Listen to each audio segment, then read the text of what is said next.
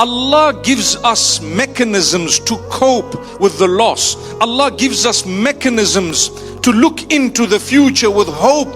Allah gives us goodness for us to be able to look forward to something that is a silver lining upon that grey cloud that looms.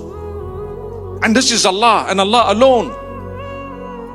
So every time we suffer a loss, the first thing we're taught to say is Inna lillahi wa inna ilayhi raji'un.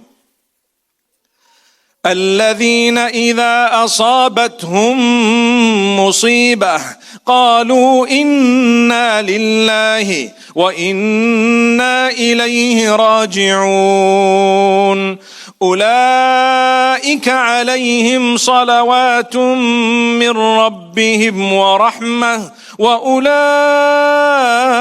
هم المهتدون. I start off from the end of the verses. Allah says, those are the ones who are rightly guided. Who are they?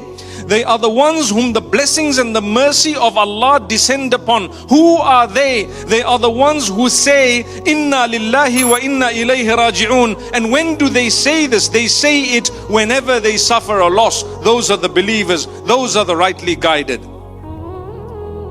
And I thank Allah for giving us parents who taught this to us, for giving us teachers who taught us that every time there is a loss, what do you say?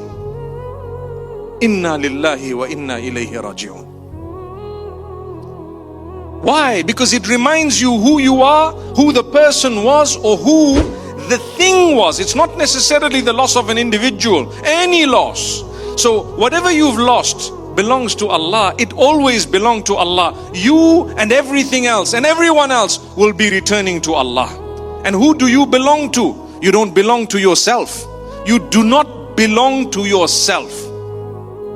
If you don't belong to yourself, can you ever say something belongs to you permanently? No, only temporarily. Your children, who do they belong to? Allah, because you belong to Allah. Your spouse, your parents, everyone belongs to Allah, but temporarily on earth for a system that was divinely designed.